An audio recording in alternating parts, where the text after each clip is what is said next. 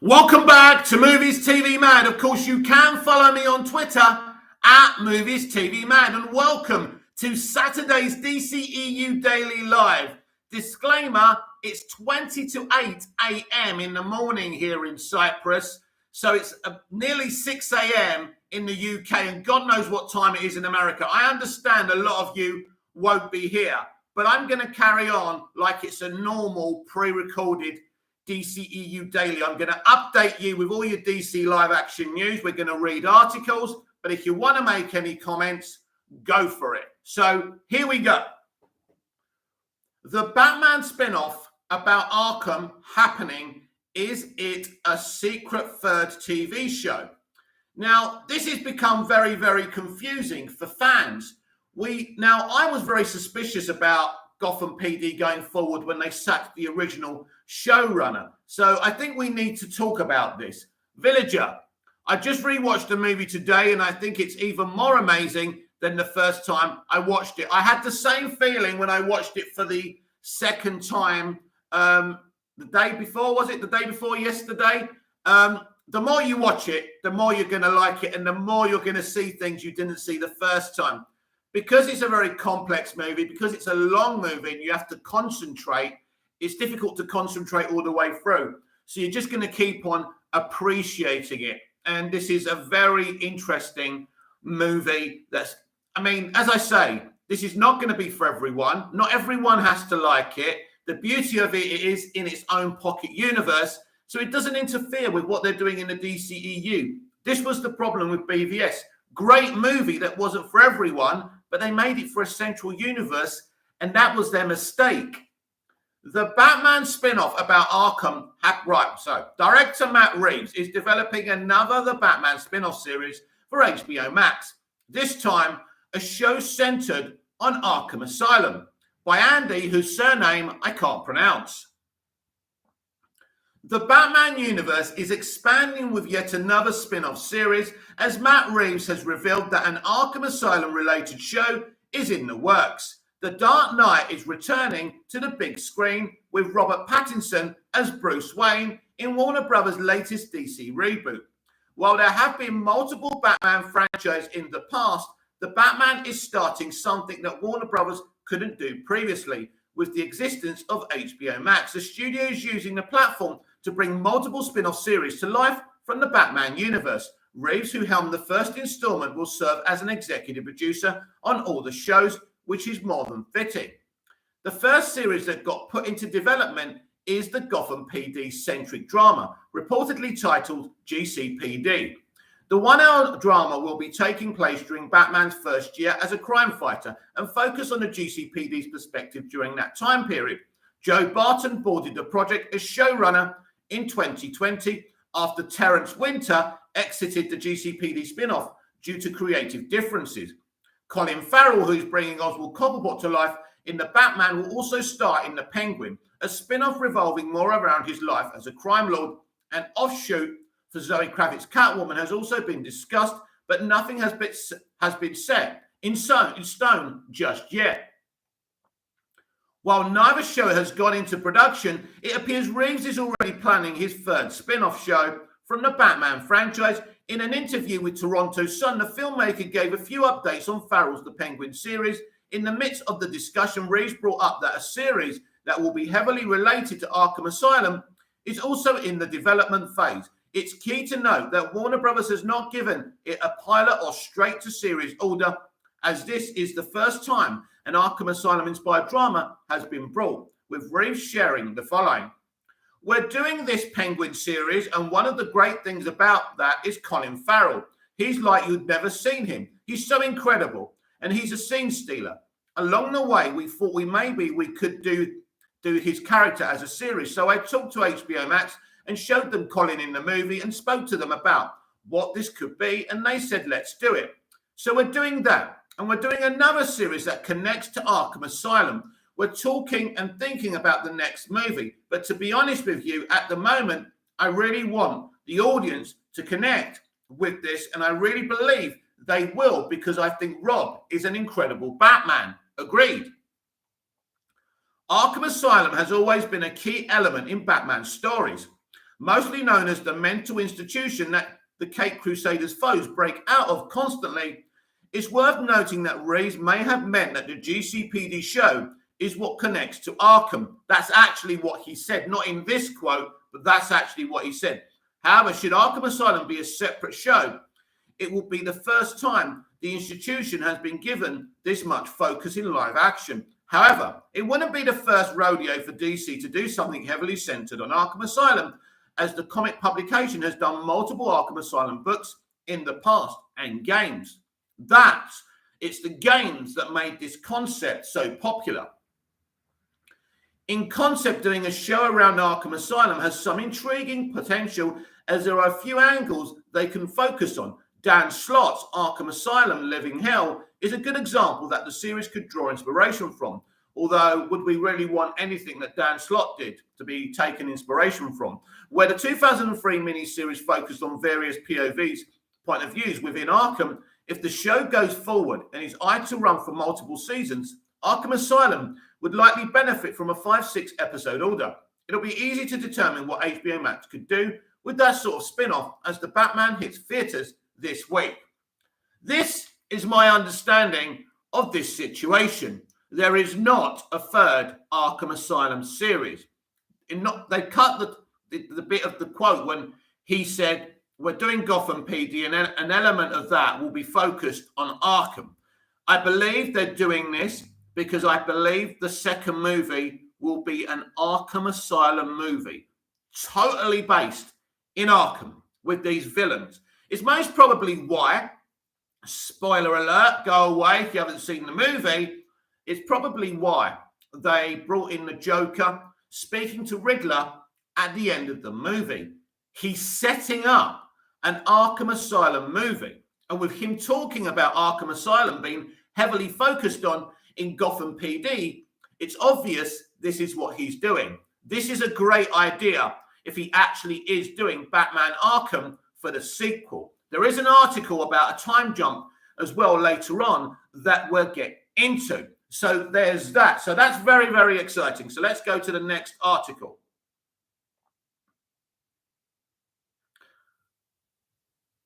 So because we're live, you have to wait for me to click on to the actual article. Sorry about that. The Batman director on whether he considered a crossover with Joker movie. Though the Batman and Joker seems like they could exist in the same gritty DC world, Matt Reeves never really considered a crossover between the two, by Rachel Labonte of Screen Rant. The Batman director Matt Reeves discovers whether he ever considered creating a crossover with the 2019 movie Joker. After years of breathless anticipation, The Batman is finally set to debut in theatres.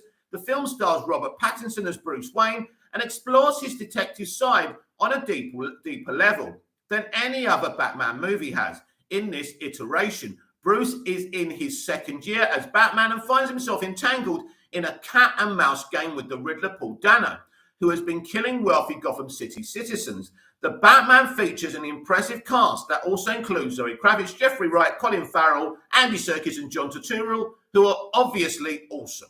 So let's see what the villagers said here. I love the Joker scene, and I think he won't be the main villain. I agree with that in the Batman 2.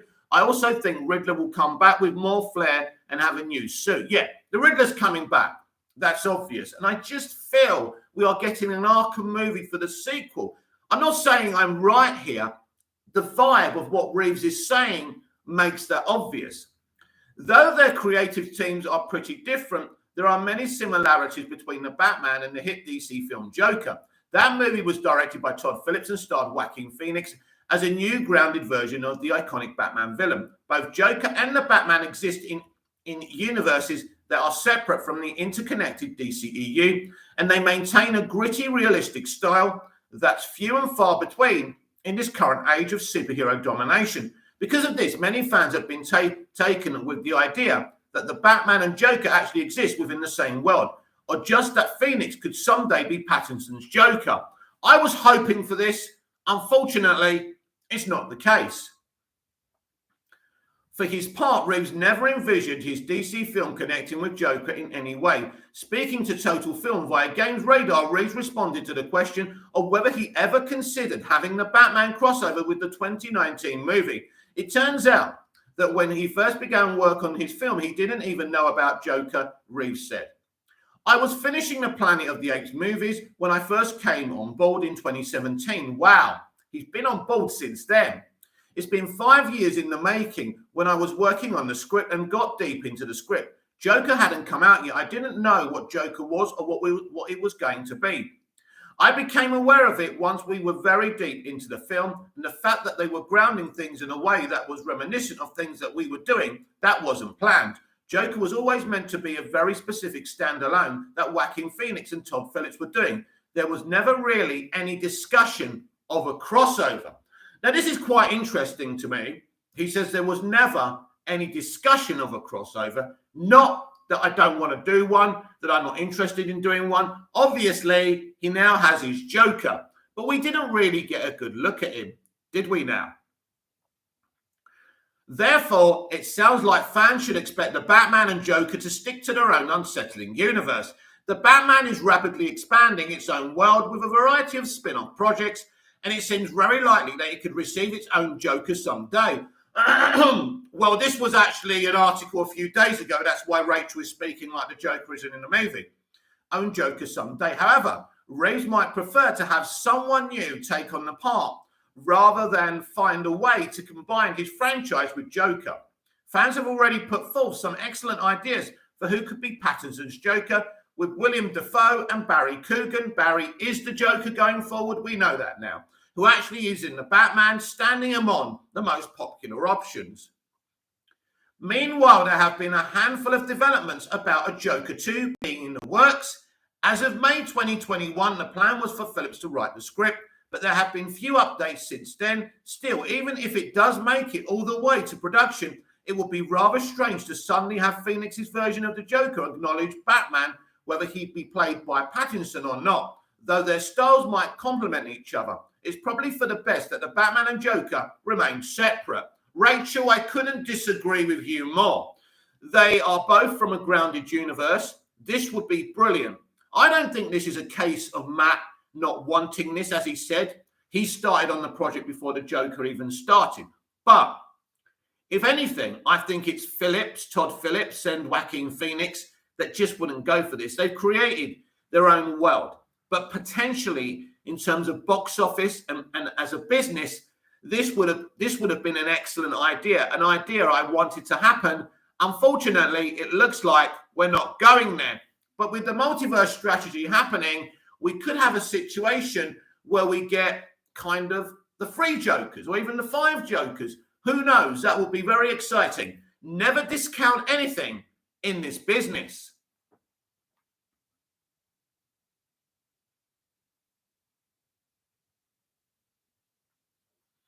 You can see a theme with today's DCEU Daily Live. We're talking about the Batman mostly, but I will talk about these Deathstroke rumors at the end of the show. The Batman's Vengeance line has hidden meaning, reveals Matt Reeves. The Batman director Matt Reeves explains the meaning of Robert Pattinson's popular I Am Vengeance line, which references Batman, the animated series by Alexander Harrison of Screen Rant. The Batman director Matt Reeves reveals the hidden meaning behind the movie's I Am Vengeance line. No, let's get it right. I am vengeance. I am vengeance line. Isaac makes edits. If the person in the last 30 minutes was Joker, I'm severely unimpressed. 30 minutes. He's only in it for like 30 seconds. Listen, I've gone on record and said I wasn't that enamored by the laugh, but I did like the dialogue that was written and how it was performed. But I'm not going to judge Barry on that. That simply wouldn't be fair. The new film stars Robert Pattinson as the legendary DC superhero, succeeding Ben Affleck in the role for a story that exists outside Warner Brothers' DCEU continuity. After enduring extensive pandemic-related production delays, the Batman finally hits theatres today, March the 4th. Villager, he is. Balconator, the Batman Stadium scene was amazing. One of the most accurate Batman scenes in comic book live action movies. I agree. Villager, Barry is a great actor. I loved his scene, even if it was a minute long. Yeah, look, I didn't hate it. I loved the dialogue. I liked where it was going. The laugh definitely needs some work. May stick with it, may do something different. We shall see. Based on the Batman trailer footage, Reeves' film depicts a grittier version of Gotham City than its big screen predecessors, and Pattinson's Caped Crusader is accordingly in a particularly dark place. In just his second year of vigilantism, Bruce Wayne is confronting crime and corruption on a virtually insurmountable scale, with deadly villains rising to meet the challenge presented by his masked alter ego. One popular trailer moment has Pattinson declare himself vengeance. To a group of criminals, he proceeds to pummel, shirking the declarative "I am Batman" moment from previous film adaptations to instead reference the famous moment from Batman, the animated series. In an appearance on the Ringer's Big Picture podcast, Reeves acknowledges that this is a callback to the beloved animated show, but also notes that the line carries a larger significance in the film, as it does. We discussed that on my review and yesterday live. Discussing his overall intention with this project, he says the Batman is concerned with Bruce Wayne's core motivation of his vigilantism, which the director locates as based in a desire to revisit his childhood trauma, something he will never be able to undo. Declaring himself vengeance instead of Batman, Reeves says, sets up his growth arc, over the course of which he will learn that he has to be more than his own desire for revenge. Check out Reeves' explanation below. Balconator, yeah, the Barry's Joker laugh was a bit off. I'm just thinking that he's just a very younger version of the Joker again. I think, well, Matt's explained this. Matt had a great explanation on IGN. You should check out the interview. Not only did he confirm that Barry's the Joker, we already knew that thanks to his damn brother, but he spoke about, this Joker, Barry's Joker, having this condition from birth that he can't stop smiling or laughing. And he said, imagine not being able to stop yourself from laughing and smiling. Now, it's similar to Joaquin Phoenix's Joker, who also has a condition for different reasons and not from birth, why he can't stop smiling and laughing. So he's certainly going with a similar thing there. As much as he wants to think he's doing this to make the city better, it's really for himself also, to make sense of his life. And I don't think he understands the degree to which he's driven in this way. That's really a personal vendetta. And that's why he begins in this, when he doesn't say, I'm Batman, like the Tim Burton movies. He says, I'm vengeance, which does come from the comics and from the animated series. And I thought, well, what I'd love to do is I'd like to see him have an awakening over the course of the story. So he starts to understand that he has to be more, that he has to change, that it's not enough to make this path of vengeance. And that's exactly what we see in the movie. It's the evolution of the character understanding that he has to be hope and not vengeance. And it's brilliantly done. While fans were surely excited to see a reference to Batman the animated series in the promotional material, the moment is clearly a foundational one for Reeves' film that explains how Pattinson has described his character thus far.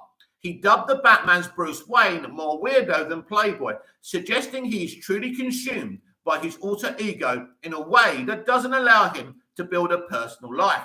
This would also explain why he spends more time as Batman than Bruce in this film compared to past interpretations, and how that could potentially change in the Batman 2 after reaching the end of this story arc Reeves has laid out for his character. Villager, I really wish WB didn't leak the Joker reveal for hype. I would have gasped if I witnessed the Joker scene without knowing. Yeah, it's a fucking tragedy. This is typical of the world we live in today. Villager, I love Bruce Batman's evolution in this movie. When he held the girl's hand at the end of the movie, I wanted to cry. Exactly. It's a side of him we never see in other Batman movies. Yeah, he's always really tough in the movies. He's really tough and he doesn't show much emotion because that's how Batman's perceived. But here we see him be the Batman we've seen before, but actually become the Batman who he becomes in the mainstream comics as well, which is really exciting. Balconator. Matt Reeves actually made the Joker really disturbing and scary on the movie. I can't wait to see Matt Reeves' takes of different Batman villains like Scarecrow, David Zsasz, and Professor Pig. Yes, it's very exciting. And if we get an Arkham movie for the sequel, we could see all these players, these villains, this rogues gallery in one movie, which would be a great way to do it. The Legend CJ, do you think if Flashpoint fails, Matt Reeves will have his own Justice League introduced? If obviously Flashpoint fails, it's the end of the DC extended universe. Everything's dead, and they do have a situation where they could just focus on Matt's universe and go stand alone. Now, this could have all been avoided if they just started again after Justice League and started with a proper producer who knew what they were doing, but they decided to keep on limping the franchise on. Now, I'm excited about this year's films, but what they're doing is a huge risk. So it looks like Matt's universe would certainly still be standing because it's separate to everything else. I think it's 50-50 right now, and I personally don't think it's going to fail. I don't want it to fail. We'll have to wait and see. While it should be interesting to see Pattinson's hero grow in this way over the course of the film, fans are also very much looking forward to seeing Batman as Vengeance, expecting some intense fight scenes. Reeves' movie notably reinterprets Batman's no-kill rule, suggesting that rather than expressing his desire to evenly dispense justice, the Dark Knight wants to kill his foes, and only his willpower holds him back from doing so. This rough starting point gives the DC hero plenty of room to grow over a potential The Batman movie trilogy, should those plans end up coming to fruition. Yes, so that's pretty awesome, and I love the way they're going with this film, and the evolution from vengeance to hope was beautiful. Balconator, I can't wait for the Penguin spin-off. Any possible release date? There is absolutely no release date. I think we're looking at 2023 for sure. Villager, I think if Black Adam is successful and has good post-credit scenes, then The Flash won't fail. Listen, I expect Black Adam to be solid. I don't expect Black Adam to make anywhere near to $1 billion. I think it will make more than the first Shazam. And if we're lucky, and if the studio are lucky, we could be looking from about 400 to 600 million, which would be a win for them. I think 600 million is great for them.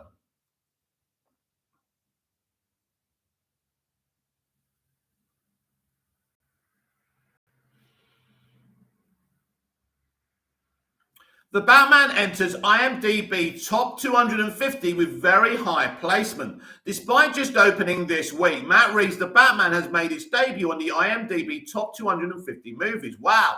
Listed as the third highest rated Batman film by Alexander Harrison of Screen Rant.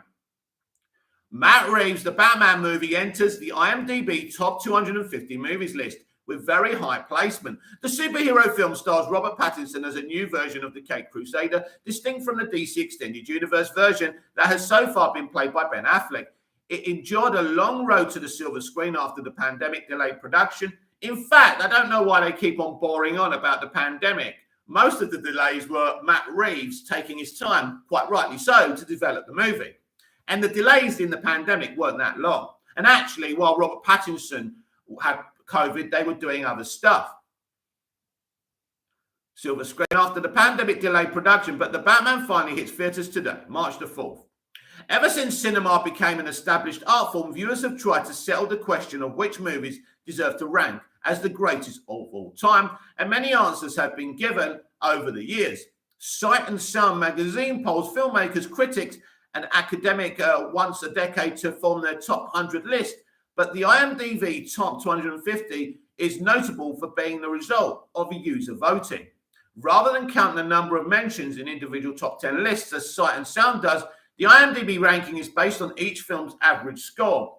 Now, I don't think you should vote on scores or reviews. I think you should just get fans to vote. Meaning that each new movie that releases has a chance to crack the list as soon as it opens. It looks like that this has happened for The Batman, which despite only becoming widely available across the world this week, currently sits at 85 on the IMDb top 250 with an average score of 8.3 out of 10. This makes it the third highest rated Batman movie behind The Dark Knight at 3 and The Dark Knight Rises at 68. Other comic book movies that currently rank higher include Spider-Man No Way Home 39, Well, with the consumer confidence of these films, that's no surprise. Avengers Infinity War 64, Spider-Man Into the Spider-Verse 71, and Avengers Endgame 79, and that doesn't surprise me. This is just the first movie. Balconator, despite the Batman having less fighting scenes for a 3-hour movie, I never felt bored. Every single scene hypes me up on different ways, yeah. Because it's not just about action and fighting, about nothing, that's just things going on. But there's a whole story for an entire 3 hours, which is even better. Villager, I can tell that the Batman sequel will be better than The Dark Knight. Well, we want films to get better and better. This is his middle movie. It's going to be interesting.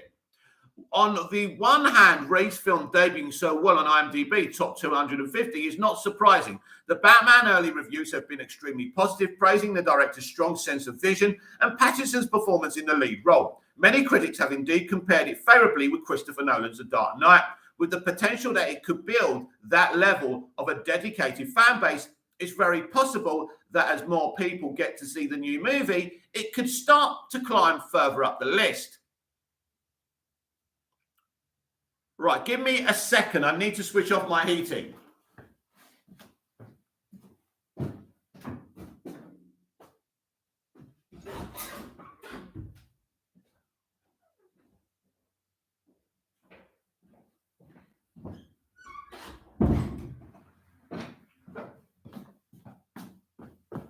Guess what? I switched off my heating earlier. So what a twat. Anyway. On the other hand, however, the Batman could have easily fallen victim to the ongoing Restore the Snyderverse movement, which has seen those who want Zack Snyder's vision for the DCEU completed call for boycotts of Warner Brothers movies. Imagine how bankrupt you must be as a journalist to actually think any boycotts are going to affect any DC movie. Now, I'd be interested to see what happens to the DCEU movies if these boycotts actually work.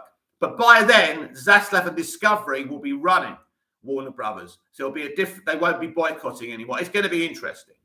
Unless Zaslav and Discovery just ignore their calls to restore the Snyderverse. This project was originally intended to be a solo film for Affleck's Batman, with the actor also set to write and direct, but he ultimately decided to step away entirely as the Justice League controversy developed. Even as the Batman's IMDb top 250 ranking could go up, Snyder's fans could review bomb it in protest, so admirers of the Pattinson-led movie will want to savour its being on the popular list. Listen to this crap. I've got to find the name of this journalist-led movie. Will want to savour its being on the popular list while they can. We have a journalist here encouraging fans to review bomb, talking about review bomb. How powerful do you think these people are? There's just as many, there's more Pattinson stands and fans of this movie and Batman fans in general away from Snyder's verse, which I love. They're not going to win any review bombing war. Good luck with that. So absolutely a ridiculous way to end an article. It was going so well. By Alexander Harrison. While Alexander Harrison, you write some good articles, but you should really, really look at yourself in what you're saying in your bottom paragraph.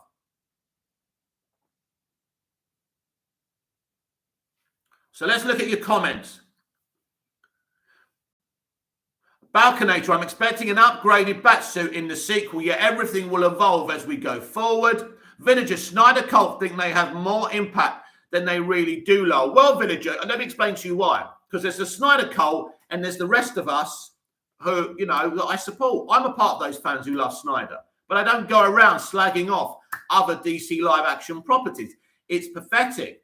But this article, crossed the line here, believing that these people have the power to dethrone movies as they come out.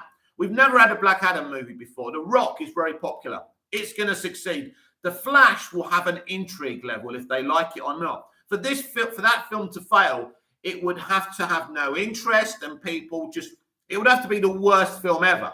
And I don't foresee this happening. I believe one of the things I like is these people countering the argument of it's too long and it's too dark in terms of the Batman. Well, we've got a Batgirl movie later this year that has Robin, Batman in it and lighter versions of these characters. We had a very light Peacemaker, a dark and light at the same time Peacemaker show. So there's something for everyone in the DC live action universe. And the Snyder fans, or not all Snyder fans, but as you say, the cult screams are now being muffled. The Batman 2 could move on from Pattinson's Year 2 teases producer. The Batman producer Dylan Clark talks about whether or not future sequels will follow the Year 2 timeline or if they will skip ahead. By Andy, whose surname I can't pronounce, of Screen Rant. The Batman producer Dylan Clark discovers whether or not future sequels of Matt Reeves' new franchise will remain within the Year 2 setting. Warner Brothers is retelling the Dark Knight story once again on the big screen only a few years after Ben Affleck's DCEU iteration. While Affleck was initially set to star in The Batman, the project was instead retooled into a new franchise set outside the DCEU, with Robert Pattinson as Bruce Wayne. Luckily, with Batman's origin story being universally known at this point, Reeves' DC picture is jumping ahead while still focusing on a Caped Crusader who is still relatively new as a crime fighter. The legend CJ, what are your box office expectations when it's all said and done? Well, this is very interesting because you can't really judge very much from an opening box office weekend. Batman vs. Superman Dawn of Justice actually broke box office records in its opening and then crept up to just under 900 million after all said and done. Now, that was good considering it had a record-breaking drop-off in the following week. So to have a successful movie globally, or even domestically, you have to have a huge opening, but then you have to have a small drop-off, and the drop-offs have to be consistently small all the way through, and you have to keep having interest. Now, you didn't have to be a box office genius analyst to know Spider-Man No Way Home was nearly going to finish on $2 billion, something I don't believe the Batman can do.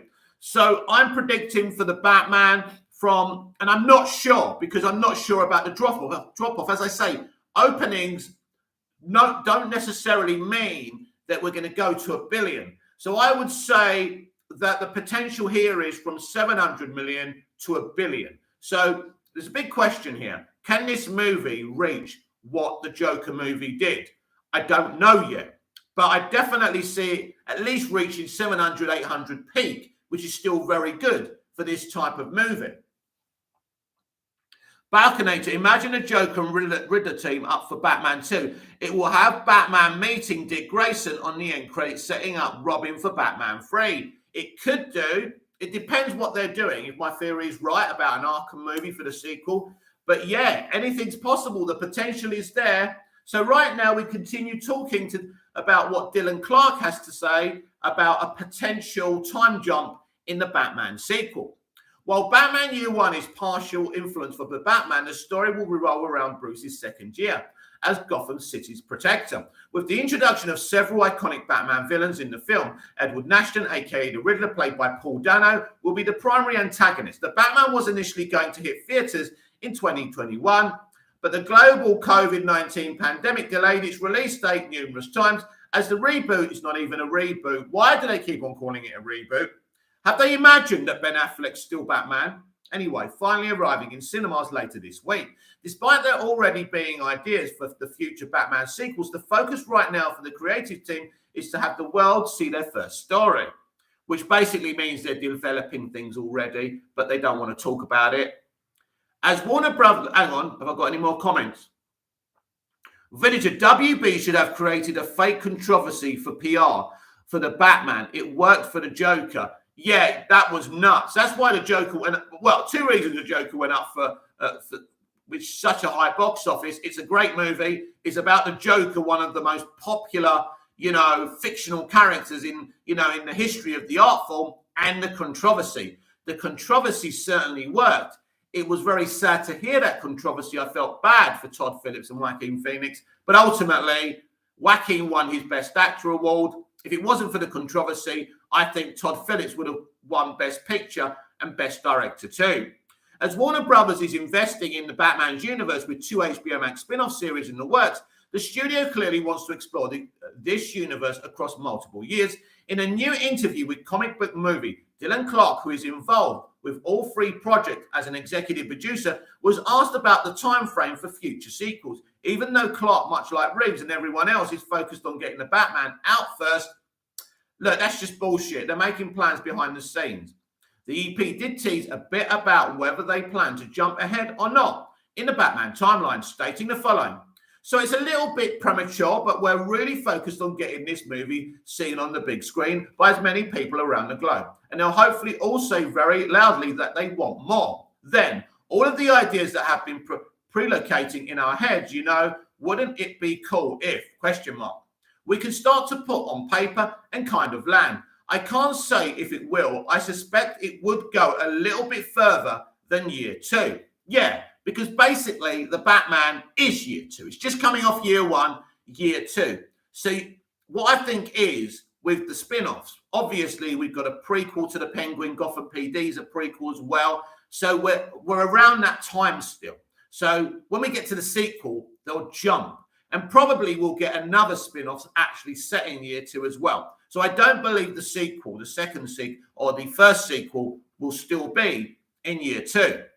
While Clark is being cryptic for obvious reasons, it all depends on how the Batman ends to dictate what the time frame would look like in the following film. If the story ends on a cliffhanger, it's likely that Batman 2 would have to pick up either weeks or months after the events of the first installment. Spoiler alert with what I'm going to say. It kind of did finish on a cliffhanger. I know it didn't finish on that bit, but the Joker stuff is a cliffhanger, isn't it, in a way?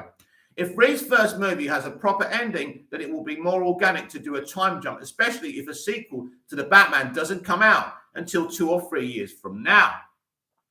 It's also worth considering that whatever time jumps the Batman sequels do will affect the HBO Max spin-offs. No, they won't, because those spin-offs are set in pretty much in year 1 from what I can see. Will affect the HBO Max spin-off. So far, the GCPD drama seems to be the only series that would take place between each film's release, as the first season will be set during Bruce's first year. Ideally, GCPD Season 2 would then explore aspects of Batman's second year that perhaps the Batman didn't get time to include. Then again, Warner Brothers may alter the plans for GCPD depending on the Batman's financial and critical results, which may also affect Colin Farrell's The Penguin series. As the Batman is ready to hit theatres, finally, time will tell what Warner Brothers and Reeves will do for the future installments. Right, what they're going to do is simple. Right, Gotham PD, we know. And it's going to feature Arkham, is set in year 1. Now, The Penguin, I don't know. Is it a prequel in year 1 as well? Or are we... Oh, apparently, no, now I remember what they said. This is about how he gains power. So it looks like the Penguin series will be set straight after the Batman, and the Penguin is vying to get the power that, what's his name, Falcone, or whatever is it? What's his bloody, Falcone, that's it, that Falcone left behind with him dying, and I think that's where they're going to continue from. So you've got one series set in year 2 and one in year 1 thus far, and I think that's going to set up the Batman sequel as well. So it's very exciting.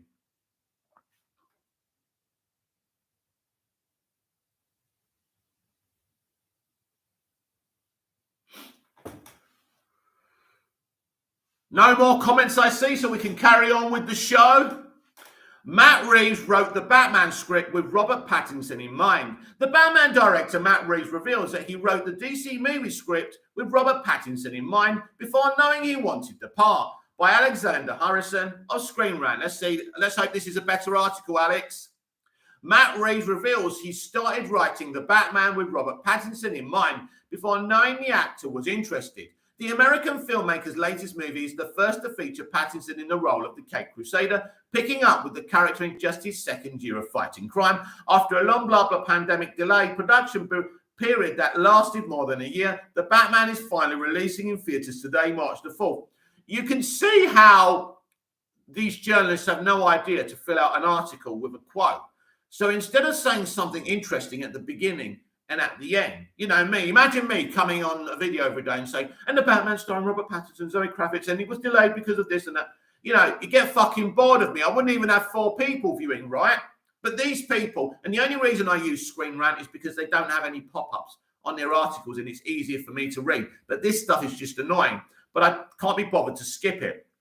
The Warner Brothers project began life as an intended solo movie for Ben Affleck's DCEU version of Batman. See, they just say the same stuff all the time, with the actor also set to write and direct, but Reeves was brought on board when Affleck decided to vacate the director's chair as a result of a personal issues compounded by the Justice League controversy that left Warner Brothers wanting to sideline his character. That's not how it worked out. So I think this journalist is actually part of the Snyder cult, because WB didn't remove Ben Affleck. Ben Affleck, with his problems, couldn't handle directing, acting, and all of it. So he just decided to write and act in the movie, right? Matt Reeves was brought on to direct Ben in this movie. It was Matt Reeves who didn't want to do this movie. WB really pushed for Ben in this movie to happen. Get your facts straight. Balconator, what is your reaction when critics call the Batman too dark and not kid-friendly? Let me explain something to you from my point of view. Art is subjective. Every film, every TV show, every painting, every meal a Michelin chef, a Michelin star restaurant chef makes is not for everyone. This film isn't going to be for everyone. If you enjoyed Batman Forever and Batman and Robin, which I think are totally valid and entertaining movies in the Batman pantheon of movies, then you're not really going to enjoy this. If you enjoyed Batman 66 and feel that's who Batman is, you're not going to enjoy this movie. It's okay not to like this movie. It's okay for critics to say it's too long and it's too dark. As long as they say it's not their cup of tea, it's not the type of film they like, but you can't vote a film down rotten because it's 3 hours long and you feel it's too dark. And that's my opinion on that. Villager, they're Marvel shields. Yeah, also, of course, there's some people who will find an excuse with every movie to find a reason to smack it over the face because they want to create propaganda. So some people on purpose will be saying, oh, it's too long and too dark, because they don't know what else to say to be negative. So there are agendas on social media and via these movie critics who shouldn't even have a press pass. But I think there are genuine people who just feel, you know what, this isn't for me. And that's totally fine, isn't it? Because I'm sure there's movies that you and me, they're not for me. There was a film, my girlfriend years ago made me go and see a film called The Haunting, starring Catherine Zeta-Jones. I fell asleep. She was a graphic designer. She used to design sets for like theatres and stuff. And she wanted to see the sets of the film. And it was the most boring film ever. But there were people in the cinema captivated by the film. But for me, it wasn't my cup of tea. Villager, if Marvel made a movie like this, the Shields would be calling it groundbreaking. Well, yeah, you wait until, what's his name? Batman ripoff. That one that they've got on Disney Plus soon, right? Nighthawk or whatever it is. Moon Knight, yeah? They're going to be saying he's better than Batman, that he's better than the Batman. These people are shills. These people are not journalists. They're just MCU fans with a press pass. And it's fucking embarrassing, isn't it? Affleck left the project entirely allowing Reeves to focus on a younger version of Bruce Wayne. This ultimately resulted in Pattinson's casting as a Dark Knight entirely distinct from his DCEU counterpart, opening the door for the director to pursue his vision without being concerned with connections to a larger cinematic universe. But it's not only good for this film, it's not only good for Reeves, it's good for the DCEU. You do not. If the Batman was in the DCEU like this film would fail and it would hurt the franchise. So it's good always run, because people can say, you know what? This is just in its own universe. It doesn't matter. If I don't want it to be part of my Batman world, it doesn't have to be, and that's great. Balconator, most MCU fans are biased against every DC content. Yeah. And I mean, I think we're probably about the same about MCU content, even though I enjoy watching the MCU. I mean, I love Spider-Man No Way Home. I got such a buzz out of the whole movie, and I think Tom Holland was great. It's his best Spidey movie. But, you know, I'm a DC fan. I'm a DC shield. And I think I can count the outstanding Marvel films on one hand. But it would take me more to count how many groundbreaking DC movies there have been since Superman the movie in 1978. Villager, yeah, and it's obvious on Twitter, and read it, yeah. Look, this is a film, and I'm going to bore you again, but I'm going to say the same thing I said in my spoiler review and what I've said on countless lives. The Batman is a film made by a stan for stans. Now, it's obvious some of the regular audience are enjoying this as well, which is great. But a 21 million preview week a day, a couple of days, is exceptional. And that shows that it's not just the Stans enjoying this, but this is a true kind of, chef's kiss to the source material. And I'm so happy for Stans, because Stans don't normally get this kind of take. We did have a little kind of, Zack Snyder is a Batman stan, and he gave us elements of the Dark Knight Returns, which really made us happy as well. So that's why, and BVS really got it hard as well, which is a shame.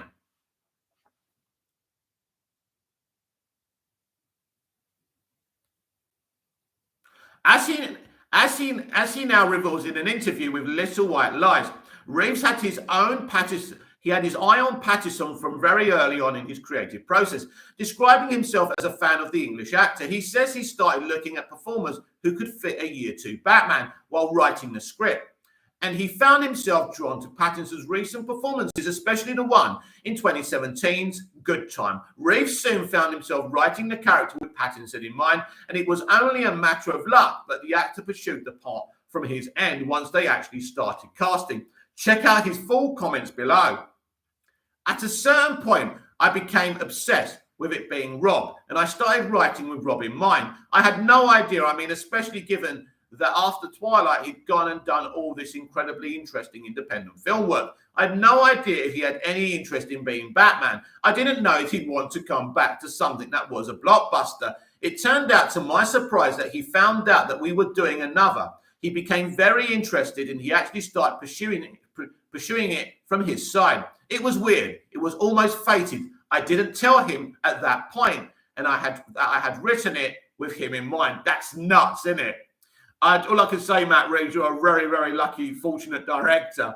But he must have been half sure, at least, that no one's going to turn down Batman. But maybe Pattinson would have said, Twilight, I've got the stigma out. I don't want to go back to that. But, Batman's different to Twilight. Batman's iconic, isn't it? Pattinson playing the lead role came as a surprise to many, and not always for the same reason. A lot of viewers still associated him most with his time leading the Twilight films, and the Batman casting created a backlash. Actually, it was a little backlash, as usual, from, a Twitter minority. Most people thought, this guy's really reinvented himself. But I wouldn't have said, he shouldn't be Batman because of Twilight, because I think he did the best to his ability with Twilight. So I didn't have a problem, which at this point is virtually a franchise rite of passage. In fact, both he and his former co-star, Kristen Stewart, have gone on to establish themselves as two of their generation's most exciting actors. Really? Kristen Stewart was in Charlie's Angels. Now she's been in Spencer, a Princess Diana kind of biopic, which I'm not interested in watching. But that was just so Hollywood could try and reinvent her. But he's doing a lot better than she is, no question. Just like, basically, that, what's his name now? I forgot his bloody name. The lad who plays Harry Potter. He's done a lot better than Emma Watson. He's done some weird, great, unique movies on streaming. So he's doing much better artistically than she is. She's too busy shouting her gob off about feminism. And as Reeves alludes to, there were some eyebrows raised over Pattinson's decision to return to franchise filmmaking after a string of successful indies. Ultimately, however, the first trailer showed everyone why both director and actor gravitated towards each other. The Batman reviews have praised Pattinson's take on the classic DC hero, which is strikingly different from his predecessors, particularly his long version of Bruce Wayne. Now that the movie is finally in theaters, fans can judge their collaboration for themselves, but it's looking likely that viewers will feel grateful that Reeves' dream casting became a reality. Yeah, I'm very grateful.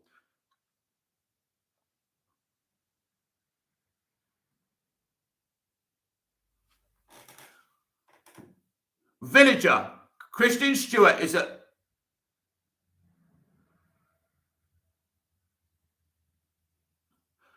Right, I'm going to read this out, and I'm going to say that this is the opinion of Villager, and this is not the opinion of anyone here at Movies TV Mad, because as long as you're not going deep, offensive, I'll read out your comments. So this is nothing to do with the channel, nothing to do with me. This is not my opinion. Villager, Kristen Stewart is a lesbian, which is why she isn't as big as before. Hollywood is very homophobic. She's talked about things producers have told her behind the scenes. Let me say this. I think that's an excuse, Villager, and I don't think that's the reason she hasn't been successful. Some of the projects she's chosen are pants. I mean, Charlie's Angels. Why did she do Charlie's Angels, my friend? Come on. Is that a great film to choose? You know, so I don't agree with that. I'm sure her stories of homophobia in Hollywood are absolutely true, but some of the projects she picked have been wrong, and she just hasn't done as well as Pattinson. Now, this biopic, Spencer, is taking her to a different road, and hopefully she can rebuild her career. The legend CJ Pattinson is my favourite Batman already. By the end of the trilogy, this will be the best Batman to everyone. The Batman's unnamed Arkham prisoner identity confirmed by director. I feel really sorry for Matt here, because is he even aware what's happened? Is he aware that it was leaked already? He doesn't really seem to be, but maybe he's playing dumb. The Batman director, Matt Reeves, confirms the identity of Arkham's mysterious prisoner from the end of the film, played by Barry Coogan, by Cooper Hood of Screen Rant. The identity of the Batman's unnamed Arkham prisoner is officially confirmed, as director Matt Reeves confirms the movie introduced Joker, starring Robert Pattinson as Bruce Wayne, aka Batman. The Batman reboots the iconic DC superhero once again for the big screen. The decision to bring another new version of The Dark Knight to movie theaters comes as Ben Affleck's time in the DC Extended Universe winds down and Michael Keaton's Batman makes an unexpected return through the multiverse. However, the Batman kicks off a new universe where Pattinson and Reeves can create a fresh take on the Caped Crusaders mythology and characters. Villager, Robert did Twilight, but people pretend that that's all he is. He's an actor. It's his job to portray different kinds of characters. People are very childish online. So, Villager, you've just proven you understand the concept of acting. You know, I've been to film school, I've been to drama school, and acting is about, you know, playing different characters, different caricatures. He did a great job on Twilight. That's why all those young women adored him. He was great in that film. It wasn't for me. It wasn't for my gender. It was for young girls, and it worked. It was a huge success. Why hate him for it? Matt Reeves saw through all that shit and said, you know what? You're a great actor. You're my Batman.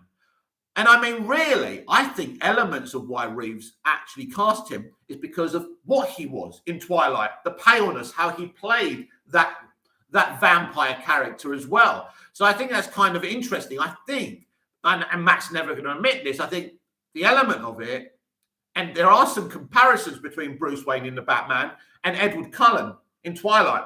Baconator, not going to lie, before Barry being an unknown Arkham prisoner got leaked, I thought he was going to play Harvey Dent.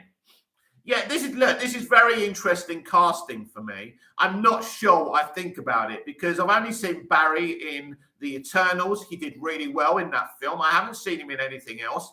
But Matt has done really well with the rest of his casting. So I'm going to keep the faith with this piece of casting as well. The Batman is packed with new takes on familiar Batman characters, as Catwoman, Jim Gordon and Alfred Pennyworth are featured to help Pattinson's superhero. Meanwhile, the movie makes Riddler his primary antagonist and also introduces Penguin ahead of his HBO Max spin-off. Although The Batman is only just now being released in theatres, speculation mounted for months that Matt Reeves could introduce a new version of Joker. Two rumours suggested Barry Coogan would play the clown prince of crime. While he does appear in the end as a prisoner in Arkham next to Riddler, Coogan's character is only credited as unnamed Arkham prisoner. Now that The Batman is out in theatres, Reeves has finally confirmed exactly who Coogan is playing. In an interview with IGN, the director confirmed the mystery Arkham prisoner is indeed Joker. The Batman teased this identity through obscure looks at Coogan's character, which included obvious facial scars, talk about clowns, and the actor's take on the character's maniacal laugh. Reeves also revealed why Joker is in The Batman and why additional scenes with him were cut. I will say, it's an absolute tragedy he cut the other scene. You know, the interrogation of the Joker by Batman to get more information, you know, get more intel on the Riddler. That would have been an iconic scene. And I only hope that one day we see it on an HBO Max series or they cut it in the movie, because I don't agree with this decision. This may have been a studio decision because cutting this makes no sense. What's interesting is that the reason that Joker's in the movie is there was actually another scene that was earlier. And because the movie is not an origin tale for Batman, but it's his early days, it really is an origin tale for the Rogues Gallery's characters. And for me, I think it's this idea that the Joker is not yet the Joker, but they already have this relationship. So as I say, his take, and he goes beyond this on the IGN interview, you should check it out. His take for the Joker is fucking beautiful and genius. I was so happy with what he was saying. What he's saying is the Joker isn't entirely the Joker, but the Joker and Batman have already passed. Maybe when Bruce Wayne was a teenager, he and the Joker were friends like Lex and Clark were in Smallville. But I'm very excited to see this take go forward in the future, because this man is certainly, he's a genius. What else can I say? Villager waiting for Matt to leak the scene and blame it on hackers. Yeah, the confirmation that Coogan's unnamed Arkham prisoner in the Batman's ending answers one of the movie's biggest questions. He was previously said to be GCPD officer Stanley Merkel, and Reeves even shot scenes for this role to throw people off. It also recontextualizes Reeves' previous reveal that there are cut scenes involving Coogan's character. He detailed in this interview that this included a deleted scene of Batman talking to Coogan's Joker as he tried to understand Riddler. Based on this interview and past comments, fans can expect to see more of Coogan's Joker in the Batman's deleted scenes. I can't wait. And I will treasure any Blu-ray or 4K that this comes with, because I want to see it. And I'm going to say this to Matt and Warner Brothers. It's a bit like the mistake Bryan Singer and Warner Brothers made by cutting the Return to Krypton sequence of A Sick Man Returns. It really hurt the narrative of the film. The film would have been more understood and more, embraced if they didn't cut that outstanding sequence by Bryan Singer. And this scene should have stayed in the movie. I'm very passionate about that. Even though Joker is now officially in the Batman, there is no confirmation on what his future holds. Reeves explains that he likes the idea that Joker is not yet the Joker comic fans know, and is instead a killer that Batman previously interacted with. However, this doesn't guarantee that Barry Coogan's Joker is in the Batman 2. That said, he could potentially return for one of the movie's HBO spin-offs. Maybe this Joker isn't the Joker. Maybe he's a Joker copycat. So be aware of that. Anything can happen here, especially since Reeves revealed one is set at Arkham Asylum.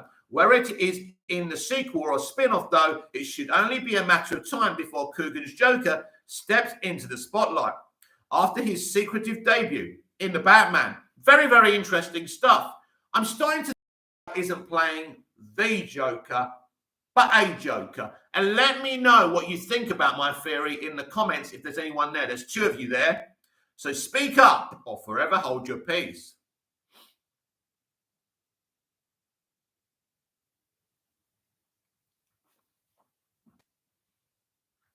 Will Joker be the Batman 2 villain? ? Director answers big question. The Batman director Matt Reeves answers questions about whether the Joker would be the main villain of a sequel set within his new Batman series. Interesting. By Nathan Graham Lowry of Screen Rant. Matt Reeves answered questions about whether the Joker would be the main villain of Batman 2, a sequel to Robert Pattinson's led Caped Crusader movie. While his first film focused mainly on Gotham's corruption alongside notable Batman villains like the Riddler Paul Dano, the Penguin Colin Farrell, and Catwoman Zoe Kravitz, who wasn't really a villain, was she? The hero's arch enemy was teased. Reeves and Robert Pattinson's Batman continuity is said to be expanded in various spin-off projects. When the dust settled from the Riddler's reign of terror, Batman's mission as a crime fighter is forever changed.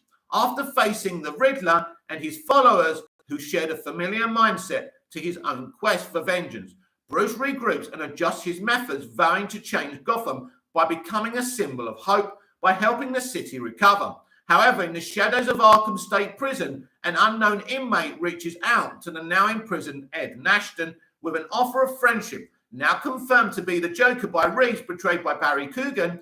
With the character's notoriety, many fans may wonder what is in store for Coogan's take on the villain. and when he'll come face to face with Pattinson's Batman. And now Reeves has shed some light on the character's future following the film's release.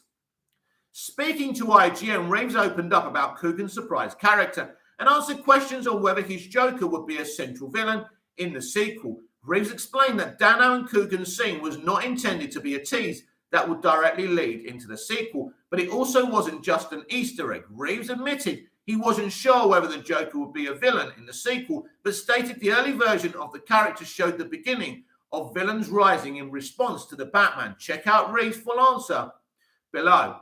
This scene is not meant to be there to say like, oh, there's an Easter egg.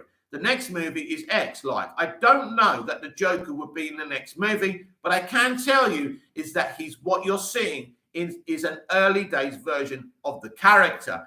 And the trouble, as always, is brewing in Gotham. So that's very interesting. Credited as an unseen Arkham prisoner in the final release of the film, Coogan's Joker was one of Batman's best-kept secrets. Are you joking? It wasn't a kept secret, was it? It wasn't a secret, was it? The bloody brother, sorry, mate, but you leaked it. I mean, the studio probably told you to, but you leaked it. It's one of the worst kept secrets in cinematic history.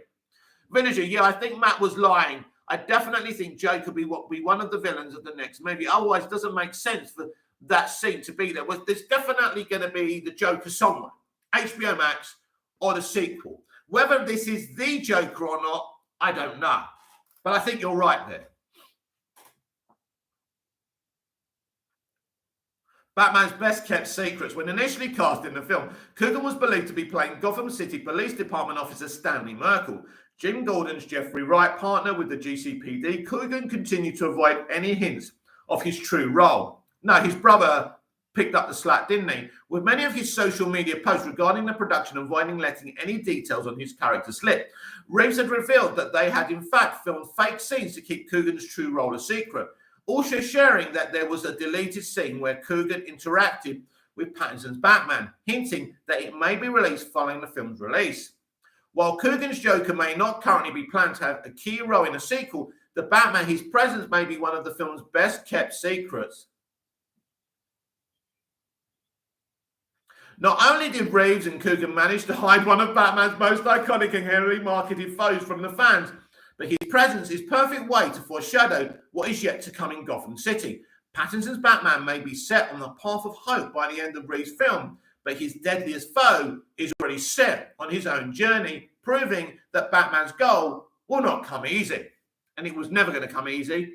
And I would imagine Batman knows this, but he's ready for the challenge and the fights ahead.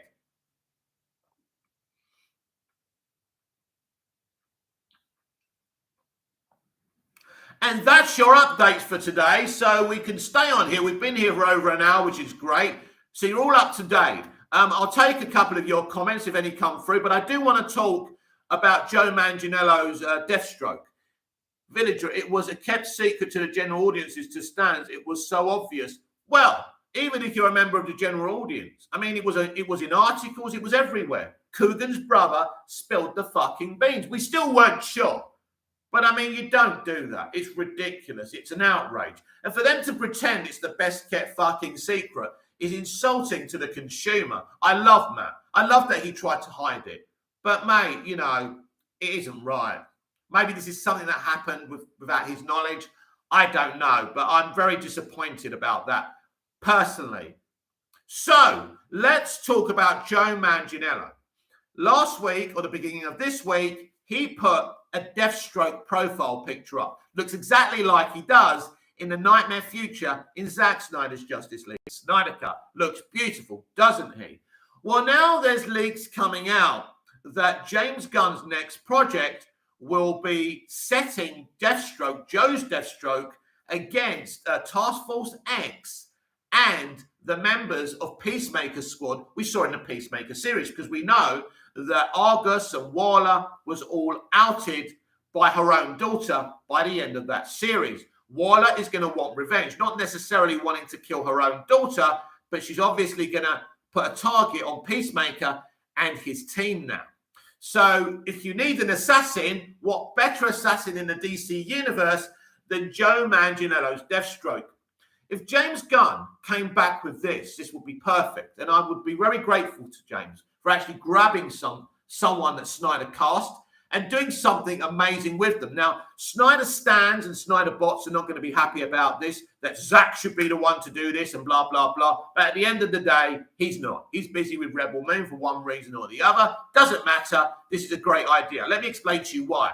Because you can have James Gunn's normal humor, but you can also have the darkness of them being on the run from the best assassin in the DC universe. And Joe Manganiello hasn't had a chance to shine. And I think this would be a great, platform and place for him to shine on an HBO Max show or even a movie. This would be an absolutely brilliant premise. James Gunn has hinted his next spin-off will actually be a lot darker. So this actually fits the bill. We'll have to wait and see. So this has been the DCEU Daily. You're all up to date for today. This has been the DCEU Daily Live. I'm going to sign off now unless anyone wants to say anything else. I will probably do a Batman movie ranking later on, pre-record it, or maybe I even go live with it. I don't know about that yet, depending if I've got spare time to upload a video. So I'm thinking of doing that. I might do a couple of other The Batman videos, but I will be going live as usual tonight. So if you feel like partying on a Saturday night, I'll be here and we can chat about anything. So this has been Movies TV Mad. I'm Nick, your host with the most. Just ask your girlfriends and your wives. Like, share, comment, subscribe, hit the notification bell so you never miss this perfection. And it's really lovely to have a little small audience with me when I go live and to see the subscribers going up and having a couple of likes. It means the world to me. I'm just here to talk nerd and geek with nerds and geeks. It's a pleasure to me. I have no ambition over that. If the channel was to be successful, of course, it's like winning the lottery. I'm not going to lie that I don't want £1 million fucking quid if I won the lottery, but that's just an added bonus. I'm here. My passion is storytelling, creating stories, experiencing stories, great stories like the Batman. But mostly it's about to talk about DC live action because it's been fantastic since Superman the movie in 1978.